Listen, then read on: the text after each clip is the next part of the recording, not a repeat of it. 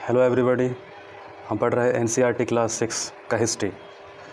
तो हमने कहा था कि कई सारे सब्जेक्ट एनसीईआरटी के यहाँ पर कंप्लीट कराए जाएंगे। जैसे कि अभी हिस्ट्री चल रही है तो इसी के पैरेलल इकोनॉमिक्स भी होगा, पॉलिटी भी होगा, ज्योग्राफी भी होगा और साइंस भी होगा और हिस्ट्री भी होगा।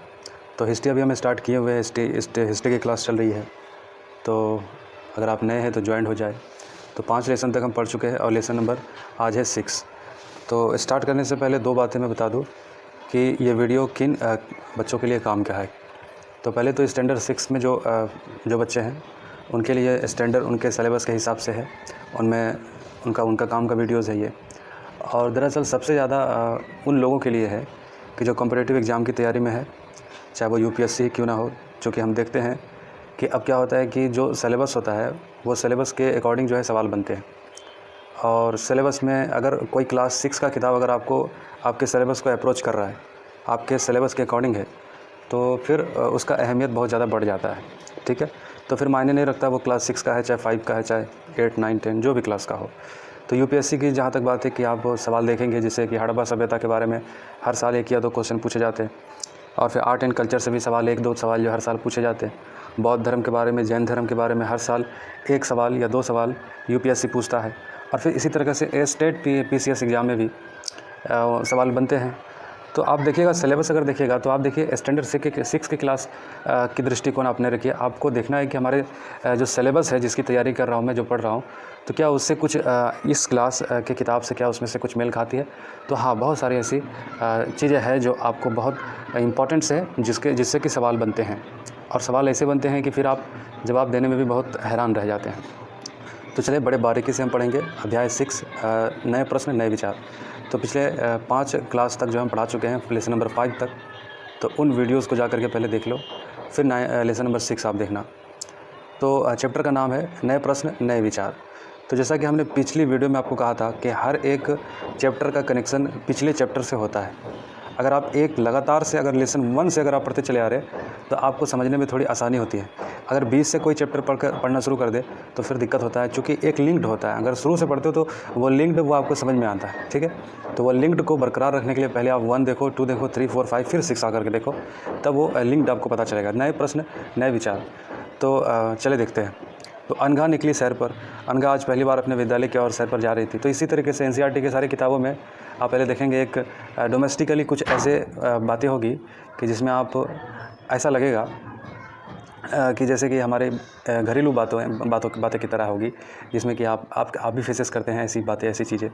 तो ऐसे ही मतलब एनसीईआरटी क्या है कि सोसाइटी से और बच्चों के प्रैक्टिकली जो है कोशिश की गई है कि इसमें कि ज़्यादा से ज़्यादा ऐसी चीज़ें इनपुट की जाए कि जो आम हालात, आम सिचुएशन, आम ज़िंदगी के मामलात में होते हैं। तो अनघा निकली सैर पर, तो विद्यालय की ओर से सैर पर जा रही थी। तो इसके लिए उसने देर रात पुणे महाराष्ट्र से वाराणसी उत्तर प्रदेश की ट्रेन पकड़ी। स्टेशन पर अनघा को छोड़ने आई उसकी माँ ने अध्यापिका से कहा, बच्चों को बुद्ध के बारे में बताने के साथ साथ उन्हें सारनाथ दिखाने भी ले जाइएगा। तो चलिए अब यहाँ से कहानी शुरू हो जाएगी। तो बुद्ध की कहानी अब शुरू हो रही है। अब देखिए आप। तो अनघा गई सैर करने के लिए। तो उनके माता पिता ने कहा उनके विद्यालय के अध्यापकों को कि इनको सारनाथ के साथ साथ उनको बुद्ध स्तूपा दिखाने के साथ साथ इनको साथ साथ सारनाथ के दर्शन भी करा दीजिएगा। तो बुद्ध की कहानी क्या है, चलिए। बौद्ध धर्म के संस्थापक सिद्धार्थ, मतलब बुद्ध के कई सारे कहानियाँ आपने किताबों में पढ़ी होगी कि गौतम बुद्ध का लड़कपन का नाम सिद्धार्थ था। फिर गौतम बुद्ध के नाम से जाना जाता है। उनका जन्म लगभग 2500 साल वर्ष पूर्व हुआ। ठीक है, 2500 वर्ष, आज से 2500 साल वर्ष पूर्व उनका जन्म हुआ था। और यह वह समय था जब लोगों के जीवन में तेज़ी से परिवर्तन हो रहे थे। देखो ज़रा लिंक्ड करो, 3500 साल पहले वैदिक काल। ठीक है, वैदिक काल 3500 साल पहले ऋग्वेद की रचना की गई थी। और इसी सभ्यता हमारे मतलब सिंधु नदी के किनारे जो लोग वैदिक काल जो हम कह रहे हैं कि उसके बारे में हमने पढ़ा था, 3500 साल पहले यहाँ पर थी। और फिर उसके बाद ये 2500 साल पहले ही एक बहुत बड़ा साम्राज्य मगध, मौर्य साम्राज्य की स्थापना जो है मगध में की गई थी। और ये काफ़ी उत्तर से लेकर पश्चिम तक जो है हुकूमत किया था। तो अब गौतम बुद्ध का जन्म 2500 वर्ष पूर्व हुआ था। तो यह वह समय था, लोगों के जीवन में तेज़ी से परिवर्तन हो रहे थे। किस तरह से परिवर्तन हो रहे थे, हमने देखा कि किस तरीके से महाजनपद बन रहा था, किस तरीके से जनपद से महाजनपद बन गया। और राजा की जो प्रजातंत्र की जो पहले जो चीज़ें थी, कि प्रजातंत्र के हिसाब से, लोगों के हिसाब से सरदार और या फिर राजा चुने जाते थे, प्रतिभा के हिसाब से चुने जाते थे। फिर क्या हुआ कि लोग यज्ञ करना शुरू कर दिया, और बड़े बड़े यज्ञ के माध्यम से जो है अपनी यश को दिखाने के लिए अश्वमेध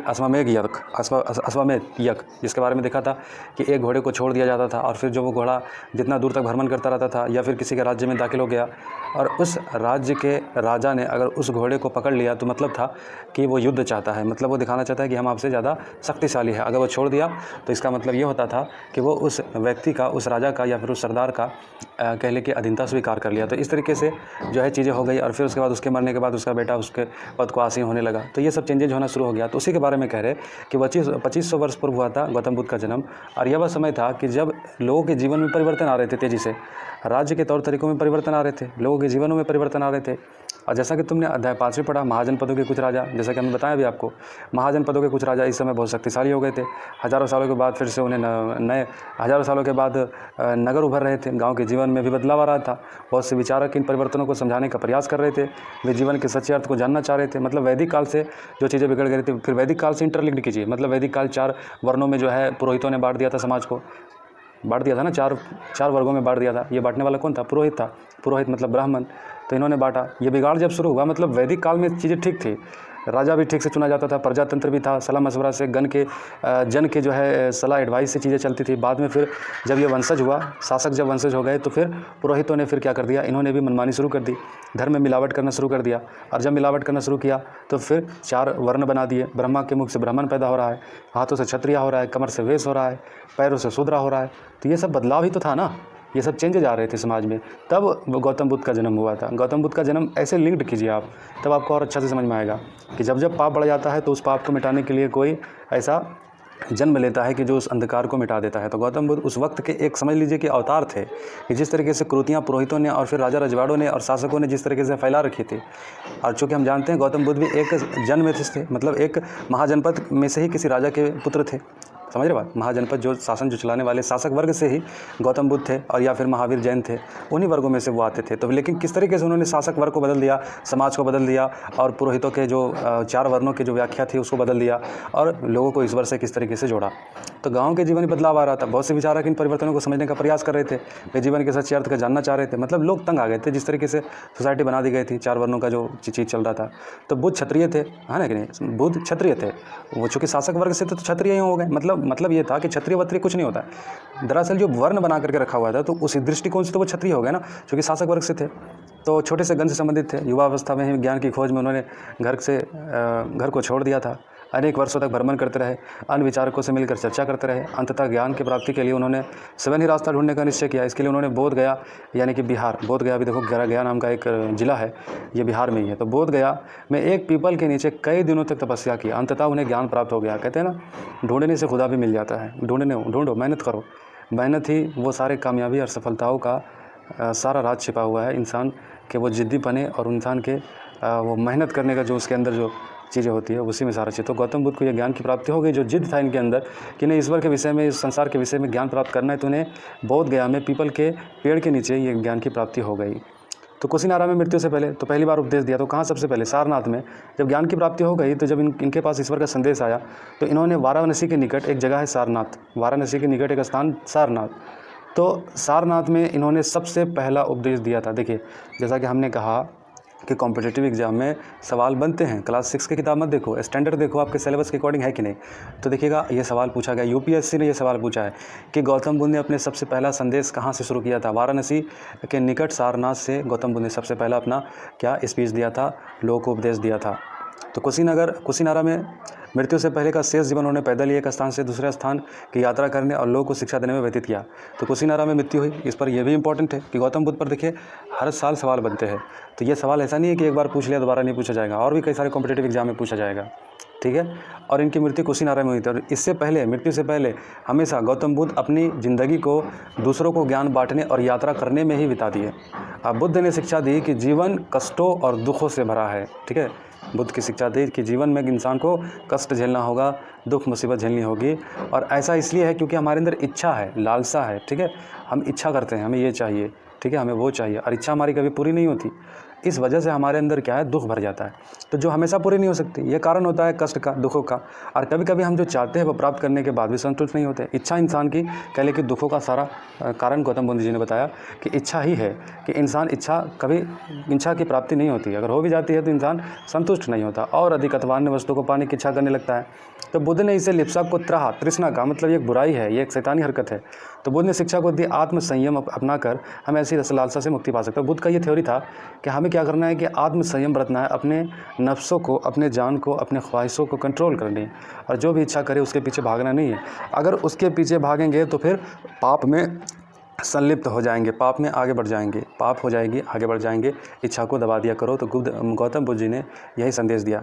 अब सारनाथ में, चूँकि सबसे पहला स्पीच सारनाथ में ही गौतम बुद्ध जी ने दिया, महात्मा गौतम बुद्ध। तो अब इनका स्तूप वो स्थल होता है जो बुद्ध का एक धार्मिक स्थल है, बौद्ध धर्म का। तो सारनाथ में पहला स्तूप इनके पहले उपदेश स्थल को बना दिया गया। तो इस इमारत को स्तूप के नाम से जाना जाता है। यहीं पर बुद्ध ने अपना सर्वप्रथम उपदेश दिया था और इसी घटना में स्मृति में यहाँ स्तूप का निर्माण किया गया। अध्याय 11 में तुम इन स्तूपों के बारे में और अधिक से पढ़ोगे, ठीक है। अगर बने रहोगे तो जरूर मैं पढ़ाऊँगा। तो बात है, उन्होंने लोगों को दयालु होने के लिए सिखाया, मनुष्यों के साथ, जानवरों के साथ जीवन का भी आदर करने की शिक्षा दी। देखो आज ये बहुत ज़रूरी है। आज इंसान जो है बहुत क्रूएल हो गया, बहुत कह ले कि दिलों में बहुत सख्तियाँ आ गई है। तो इंसान को गौतम बुद्ध का संदेश था कि दयालु बन जाओ। देखो वो दयालु तो बर्मा के लोग भी नहीं बन पाए, म्यांमार के, किस तरीके से रोहिंग्या लोगों को मारा, उनको सताया। तो दयालु अगर बुद्ध की शिक्षाओं पर वो लोग अगर अमल करते, उनको पालन करते, तो इस तरीके से जिंदा इंसानों को हज़ारों की तादाद में इस तरीके से नहीं जलाते कि उनको, उनके जो 500 साल से जो वहाँ पर रह रहे उनको छोड़ करके भागना पड़ता। असल क्या है ना कि धर्म की बात लोग करते, लेकिन धर्म के ऊपर कोई चलने वाला नहीं, ना मुसलमान, ना कोई सनातन धर्मी, ना कोई बौद्ध धर्म, ना कोई जैन धर्मी। बुद्ध की शिक्षा क्या थी? बुद्ध की शिक्षा थी कि दयालु बनो, मनुष्यों के साथ दयालु बनो, जानवरों के साथ दयालु बनो। देखो जानवरों के साथ भी दयालु बनने की पार्ट थी, लेकिन जिस तरीके से जो चीज़ें अभी हुई है, ये चीज़ें बहुत ही 2011 में जो हुआ, फिर 16 तक बर्मा में, आज भी वहाँ काफ़ी लोग रोहिंग्या काफ़ी तकलीफ में हैं पूरी दुनिया में। 40,000 से ज़्यादा तो हमारे देश में है। तो गौतम बुद्ध पूरा म्यांमार जो है गौतम बुद्ध का मतलब कह लें कि वहाँ लोग रहते हैं, लोग मानने वाले हैं, गौतम बुद्ध की पूजा पाठ करने वाले हैं, लेकिन गौतम बुद्ध की शिक्षाओं को भुला बैठे हैं। वे मानते थे कि हमारे कर्मों का परिणाम चाहे वह अच्छे हो या बुरे हो, हमारे वर्तमान जीवन के साथ साथ बाद के जीवन में भी प्रभावित करते हैं।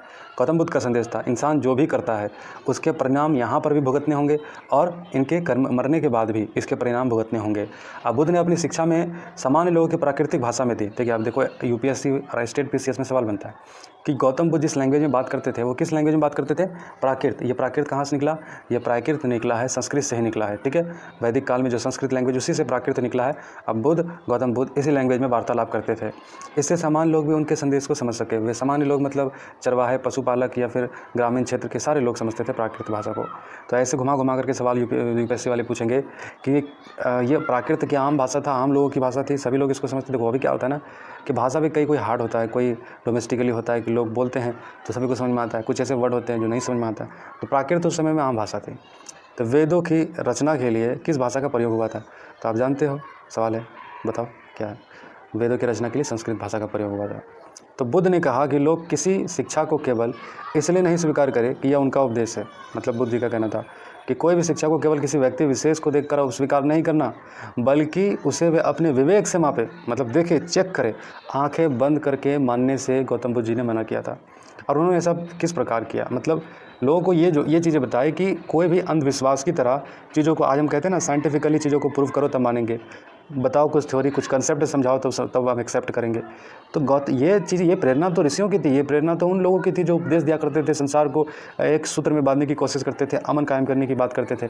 उन्होंने ये उपदेश दिया कि आप किसी भी चीज़ को आंखें बंद करके नहीं मानो, बल्कि आंखें खोल करके मानो और उसको देखो, समझो, जानो। तो देखिए इसका एक कहानी है, किसा गौतमी की कहानी है। देखिए तो यह बुद्ध के विषय में एक प्रसिद्ध कहानी है। एक समय की बात है, किसा गौतमी नामक एक स्त्री का पुत्र मर गया। देखो एक स्टोरी सुनाई जा रही है, किसा गौतमी नाम की एक स्त्री का पुत्र मर गया। इस बात से यह इतनी दुखी हो गई कि वो अपने बच्चे को गोद में लिए नगर की सड़क पर घूम रही थी। चूँकि माँ है, बच्चे की मौत हो गई तो उनको काफ़ी हृदय में आघात था। वो बच्चे को लेकर घूम रही थी और प्रार्थना करने लगी कि कोई उसके पुत्र को जीवित कर दे। एक भला व्यक्ति उसे बुद्ध के पास ले गया। एक भला व्यक्ति था, उसने कहा चलो मैं बुद्ध के पास तुमको लेके जाता हूँ।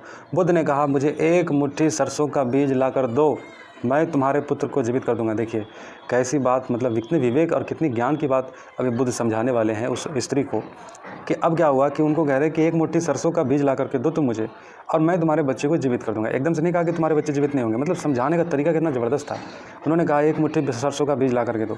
तो किसान गौतमी बहुत प्रसन्न हो गई, चूँकि वो चाह रही थी मेरा बच्चा जीवित हो जाए, बहुत हतोत्साहित थी वो। पर जैसे ही वह बीज लाने के लिए जाने लगी, ठीक है, तो जैसे बीज लाने के लिए जाने लगी तभी बुद्ध ने उसे रोका, कहा रुको, ये बीज एक ऐसे घर से मांग करके लाओ जहाँ किसी की मृत्यु ना हुई हो। देख रहे हो, मतलब ये सवाल था। तो किसा गौतमी एक दरवाजे से दूसरे दरवाजे गई, लेकिन वहाँ जहाँ भी गई उसने पाया कि हर किसी के घर में किसी न किसी के पिता, किसी की माता, किसी की बहन, किसी के भाई, किसी की पत्नी, किसी के बच्चे, किसी के चाचा चाची, दादा दादी की मृत्यु हुई है। ठीक है, कैसा समझा दिया। तो बुद्ध दुखी माँ को क्या शिक्षा देने का प्रयास कर रहे थे, मतलब बता रहे थे कि ऐसा नहीं हो सकता, एक ये सबके साथ है, ये असल हकीकत है, इससे भाग नहीं सकते। ऐसे ही उपनिषद में कहानी है। तो जिस समय उपदेश दे रहे थे उस समय या उसमें से उससे भी थोड़ा पहले दूसरे अन्य चिंतक भी कठिन प्रश्नों का उत्तर ढूंढने का प्रयास कर रहे थे। उनमें से कुछ मृत्यु के बाद जीवन के बारे में जानना चाहते थे, जबकि अन्य योगों की उपयोगिता के बारे में जानने को उत्सुक थे। देखो, विचारक हर दौर में हुआ करते थे और सवाल उनके मन में हुआ करता था, ज़िंदगी का क्या मकसद, ज़िंदगी के बाद का क्या मकसद, ये मृत्यु क्यों आती है, लोग जन्म क्यों लेते हैं, तो ये सवाल हुआ करता था। और फिर वेद के बारे में भी लोग ये जानना चाहते थे। तो इन से अधिकांश चिंतकों का यह मानना था कि इस विश्व में कुछ तो ऐसा है जो अस्थायी है और जो मृत्यु के बाद भी बचा रहता है। उन्होंने इसका वर्णन आत्मा तथा ब्रह्म अथवा सार्वभौम आत्मा के रूप में किया। वे मानते थे कि अंततः आत्मा तथा ब्रह्म एक ही है। बात सही है, ये लोग मानते थे कि कुछ तो है, कि कोई ऐसा है जिससे कि सब कुछ चल रहा है, और वो है परम सत्य है, एक है। तो ऐसे कई विचारकों का संकलन उपनिषदों में हुआ। उपनिषद उत्तरवर्ती ग्रंथों का हिस्सा था। देखो उपनिषद जो सवाल है, ये क्या चीज़ है। उपनिषद देखो वेदों का तफसीर है, वेदों का व्याख्या है। वेदों को आम भाषा में समझाने के लिए उपनिषद की रचना की गई है। तो उपनिषद का शाब्दिक अर्थ है गुरु के समीप बैठना। मतलब गुरु के समीप बैठना मतलब वो वेद पढ़ के बताएंगे और तुम्हें समझाएंगे। जब समझाएंगे तो क्या हो जाएगा, वो व्याख्या हो जाएगा। किस चीज़ की, वेदों की। इन ग्रंथों में अध्यापक और विद्यार्थियों के बीच बातचीत का संकलन किया गया है और प्राय विचार सामान्य वार्तालाप के रूप में प्रस्तुत किए गए। तो भारतीय दर्शन की 6 पद्धति सदर्शन। तो सदियों से भारत द्वारा सत्य को बौद्धिक खोज के प्रतिनिधित्व दर्शन की 6 शाखाओं ने किया है। ये वैशेषिक, न्याय, सांख्य, योग, पूर्व मीमांसा, वेदांत या उत्तर मीमांसा के नाम से जाने जाते हैं। तो बात है कि सदियों से भारत का सत्य की खोज है। प्रतिनिधित्व दर्शन की 6 शाखाओं ने किया है। यह है वैशेषिक, न्याय, सांख्य, योग, पूर्व मीमांसा और वेदांत या उत्तर मीमांसा के नाम से जाना जाता है। दर्शन की इन 6 पद्धतियों की स्थापना क्रमशः ऋषि कनद, गौतम, कपिल, पतंजलि, जैमिनी और व्यास द्वारा की गई मानी जाती है। मतलब ये सत्य की जो खोज की बात की जा रही है, सत्य, जीवन का सत्य, ब्रह्म का सत्य, जिंदगी का सत्य क्या है, तो इसमें मतलब जो विचारकों ने जो 6 शाखाएं बताई है, यह न्याय, सांख्य, योग, पूर्व मीमांसा, वेदांत, और इसके पद्धति जो थे ऋषि, कनद, गौतम, कपिल, पतंजलि। ये पतंजलि यही बाबा रामदेव जी ने लगता है नाम चुरा लिया यहाँ से। कपिल, पतंजलि, अजैमिनी, व्यास द्वारा की गई मानी जाती है। जो आज भी देश में बौद्धिक चर्चा को दिशा देते हैं, इन लोगों ने जो ज्ञान लोगों को बांटा है, जो आधार इनके जो साक्ष्य थे, न्याय, सांख्य, योग, पूर्व मीमांसा, वेदांत, मीमांसा। तो जर्मन मूल के ब्रिटिश भारतविद फ्रेडरिक मैक्स मुलर के अनुसार दर्शन की इन 6 शाखाओं का विकास कई पीढ़ियों के दौरान व्यक्तिगत विचारों के योगदान में हुआ। यद्यपि एक दूसरे से भिन्न दिखते हैं, तथापि सत्य की इनकी समझ में आधारभूत तालमेल दिखता है। अब एक और कहानी है, बुद्धिमान भिखारी। यह वार्तालाप छांदोग्य उपनिषद नामक प्रसिद्ध उपनिषद की कहानी पर आधारित है। छांदोग्य उपनिषद में यह कहानी वर्णन है। तो क्या है, सौनक व अभिप्रतारिण नामक 2 ऋषि सार्वभौम आत्मा की उपासना करते थे। मतलब 2 व्यक्ति था, एक था सौनक, एक था अभिप्रतारिणी नामक 2 ऋषि मतलब उपासना करते थे, आत्मा की उपासना करते थे। एक बार जो ही वे भजन करने के लिए बैठे, भोजन करने के लिए बैठे, एक भिखारी आया और भोजन मांगने लगा। मतलब ये जब शौक और अभिप्रतारिणी ये दोनों अब आत्मा की उपासना करते थे, एक बार भोजन करने के लिए बैठे, एक भिखारी आ गया और इनसे भोजन मांगने लगा।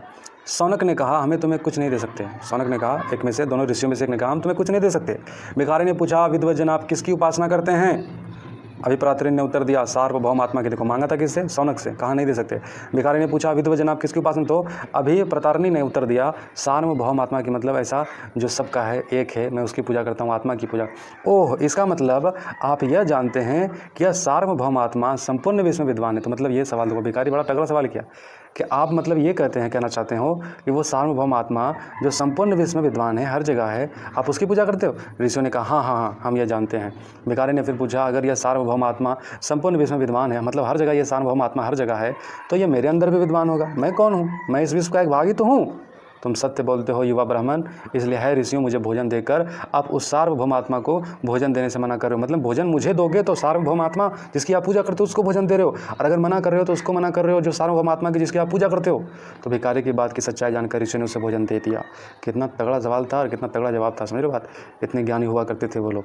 भिखारी ने भोजन पाने के लिए ऋषि को किस तरह मनाया, तो ये बना लिया, सवाल का जवाब लिखो।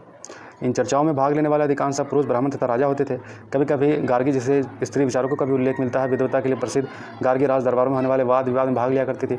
निर्धन व्यक्ति इस तरह के वाद विवाद में बहुत ही कम हिस्सा लेते थे। इस तरह का एक प्रसिद्ध अपवाद सत्यकाम जावल का है। सत्यकाम जावल का नाम उसकी दासी माँ के नाम पर पड़ा है। सत्यकाम के मन में सत्य जाने की तीव्र जिज्ञासा उत्पन्न हुई। गौतम नामक एक ब्राह्मण ने उन्हें अपने विद्यार्थी के रूप में स्वीकार किया, तो अपने समय के सर्वाधिक प्रसिद्ध विचारक में से एक बन गए।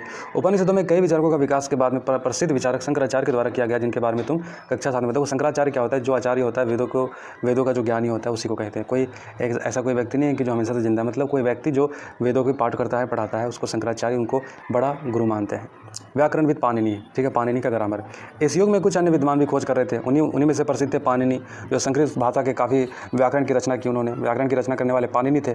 उन्होंने स्वर की रचना की, व्यंजनों की विशेष क्रम को रखकर उनके आधारभूत सूत्रों की रचना की। ये सूत्र बीजगणित के सूत्रों से काफ़ी मिलते जुलते। इसका प्रयोग कर उन्होंने संस्कृत भाषा का प्रयोग के नियम लघु सूत्रों को लगभग 3000 साल पहले इसके रूप में लिखा। यह था बौद्ध धर्म। अब हम पढ़ेंगे जैन धर्म के बारे में। इस युग में अर्थात लगभग 2500 वर्ष पूर्व जैन धर्म के 24वें तथा अंतिम तीर्थकर वर्धमान महावीर ने भी अपने विचारों का प्रसार किया। वह वज्जी संघ के लिए छवि कुल के एक क्षत्रिय राजकुमार थे। देखो, ये वज्जी महाजनपद से तो गौतम बुद्ध थे, और ये वज्जी संघ जो था ना, वज्जी जिसमें कई सारे मिनिस्टर लोग मिल करके हुकूमत चलाया करते थे, शासन किया करते थे, तो ये उन्हीं में से थे, उन्हीं वर्ग में से किसी के पुत्र थे। और एक संघ के विषय में अध्याय 5 में पढ़ा है। 30 वर्ष की आयु में उन्होंने घर छोड़ दिया था, जंगल में रहने लगे 12 वर्ष तक। इन्होंने मतलब गौतम बुद्ध के लाइफ स्टाइल की तरह इनका भी लाइफ स्टाइल था। 12 वर्ष तक इन्होंने कठिनाई की, एकाकी जीवन व्यतीत किया। ज्ञान की प्राप्ति हुई। उन्होंने शिक्षा सरल थी। सत्य जानने की इच्छा रखने के वाले प्रत्येक स्त्री व पुरुष को अपना घर छोड़ देना चाहिए। उन्होंने क्या शिक्षा दी? उन्होंने अहिंसा की शिक्षा दी। नियमों का लड़ाई पालन करना चाहिए, मतलब अर्थात किसी भी जीव को कष्ट न देना चाहिए, किसी की हत्या नहीं करनी चाहिए। महावीर का कहना था सभी जीव जीना चाहते हैं, सभी जीव के अंदर जाने वो जीना चाहते हैं, उन्हें कष्ट ना दो, सभी के लिए जीवन प्रिय है। महावीर ने अपनी शिक्षा प्राकृत में दी, मतलब यही भाषा में गौतम बुद्ध ने भी शिक्षा दी। यूपीएससी वाला सवाल पूछ सकता है, क्या महावीर और गौतम बुद्ध के जिस लैंग्वेज में उन्होंने शिक्षा दी, उपदेश दिया, क्या दोनों भिन्न थे? नहीं, भिन्न नहीं थे, एक ही था। प्राकृत में उन्होंने भी दिया था, इन्होंने भी प्राकृत में दिया। तो यही कारण है कि साधारण जन भी उनके तथा उनके अनुयायियों को शिक्षाओं को समझ सके। देश के अलग अलग हिस्सों में प्राकृत के अलग अलग रूप प्रचलित थे। प्रचलन के क्षेत्र के आधार पर अनेक लोग अलग अलग नाम थे। जैसे मगध में बोली जाने वाली प्राकृत मगधी कहलाती थी, ठीक है। तो होता है ना, भाषा जगह बदलने से भाषा भी थोड़ा बहुत चेंज हो जाता है। तो जैन धर्म से जाने के महावीर के अनुयायियों को भोजन के लिए भिक्षा मांगकर सादा जीवन बिताना होता था उन्हें। मतलब जैन धर्म और बौद्ध धर्म ये दोनों पैरेलल था, और उन्हें पूरी तरह से ईमानदार होना पड़ता था तथा चोरी नहीं करना। उन्हें सख्त हिदायत दी जाती थी। ब्रह्मचार्य का पालन करना, ब्रह्मचार्य का मतलब स्त्री से विवाह नहीं करना, उससे मिलन नहीं करना। पुरुषों को वस्त्रों के सही सब कुछ त्याग देना, छोड़ देना पड़ता था। तो अधिकांश व्यक्तियों के लिए ऐसे कड़े नियम का पालन करना बहुत कठिन था। फिर भी हजारों व्यक्तियों ने इस नई जीवन शैली को जानने और सीखने के लिए अपने घर बार छोड़ दिए, अपने घरों पर ही रहकर भिक्खु भूखनी बनने लगे, भोजन की प्रदान करने के लिए उनकी सहायता करते रहे। मुख्यतः व्यापारियों ने जैन धर्म का समर्थन किया। किसानों के लिए इन नियमों का पालन अत्यंत कठिन था, क्योंकि किसान के लिए बहुत मुश्किल है। फसल की रक्षा के लिए उन्हें कीड़े मकोड़े को मारना पड़ता है। बाद की सर्दियों में जैन धर्म उत्तर भारत में कई हिस्सों के साथ साथ गुजरात, तमिलनाडु, कर्नाटक में फैल गया। महावीर तथा उनके अनुयायियों की शिक्षा कई शताब्दियों तक मौखिक रूप में रही, मतलब लिखा नहीं गया था, ठीक है। और वर्तमान रूप में उपलब्ध जैन धर्म की शिक्षा लगभग 1500 वर्षों गुजरात में वल्लभी नामक स्थान पर लिखी गई। तो जैन धर्म 2500 साल पुराना है, और जबकि ये लिखा कब गया? 1500 वर्ष पूर्व, यानी कि उनके मृत्यु के 1000 साल बाद जैन धर्म का जो किताब है उसको संकलित किया गया।